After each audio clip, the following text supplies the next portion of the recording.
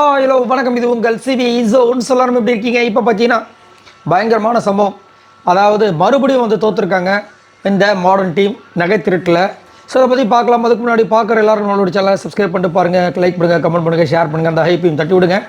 இப்போ வாங்க அந்த வீடியோக்குள்ளே போகலாம். ஸோ கமருதீன், கானா வினோத், அதுக்கப்புறம் சபரி 3 பேருமே வந்து ஃபர்ஸ்ட்டில் வந்துட்டு அந்த ஆக்டிவிட்டி ஏரியாவில் அந்த லிவிங் ஏரியாவில் அந்த டாஸ்க் புக்கை படிக்கும்போது ட்ரை பண்ணுவோம் அப்படின்னு சொல்லிட்டு ஒரு சூப்பரான பிளான் பண்ணியிருப்பாங்க. But just miss. ஆனால் நல்ல ஒரு பிளானு செம்மையாக எக்ஸிக்யூட் பண்ணியிருப்பாங்க. ஏதோ ஒரு இடத்துல மிஸ் ஆகிடுச்சு.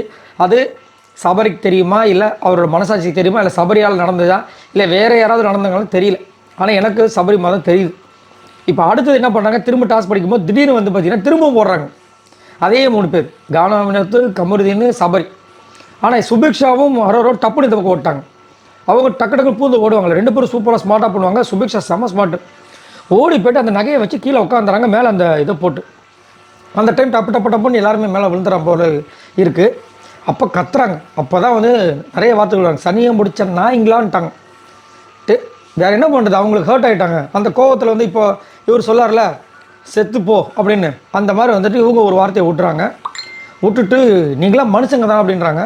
இன்னொரு பக்கம் வந்துட்டு மேஜர் ட்ரெஸ்ஸில் இருக்க, இல்லைன்னா நடக்கிறதே வேறன்ற மாதிரி வந்துட்டு பிரஜன் கத்துறாரு. டக்குன்னு சாண்ட்ரா வந்துட்டு நீ தயவு செஞ்சு இதை பர்சனல் எடுக்காத, வாயை விடாத அப்படின்ற மாதிரி தடுக்கிறாங்க. பயங்கரமாக பிரச்சனை போகுது. அதுக்கப்புறம் பார்த்தீங்கன்னா நீங்கள் அவங்க நகையை கொடுக்க மாட்டோம், நகை வந்து அந்த சைடில் ஒரு எட்ஜ் இருக்கும் பார்த்தீங்களா, இப்போ இருக்குன்னா இங்கே பின்னாடி கட்டுறது அது பிச்சுட்டாங்க.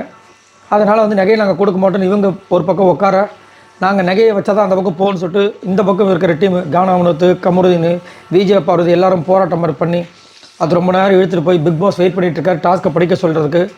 பயங்கரமாக இதுவாகி போய் கடைசியில் ஒரு போராட்டம் மாதிரி பண்ணி அவர் அதே மாரி நம்ம விக்ரம் வந்து படித்தா இவங்க கானா வினோத், கமருதீன், விஜய் பார்வதி கூட போயிட்டு கத்துறது, இந்த மாதிரி வேலையெல்லாம் பண்ணி கடைசியில் பிக் பாஸ் வந்து திரும்ப கன்ஃபெஷன் ரூமுக்கு வர வச்சு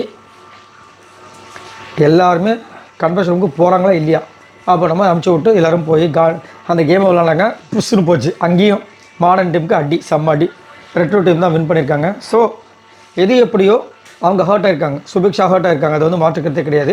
ஆனால் கானா வினோத் வந்துட்டு ஹர்ட் ஆகலை, வேணாக்கு வீடியோ பார் அப்படின்றாங்க. சரி, இதை பற்றி உங்களோட கருத்துக்களை சொல்லுங்கள், மறக்காமல் கமெண்ட்ஸ் பண்ணுங்கள். பாய் நண்பர்களே.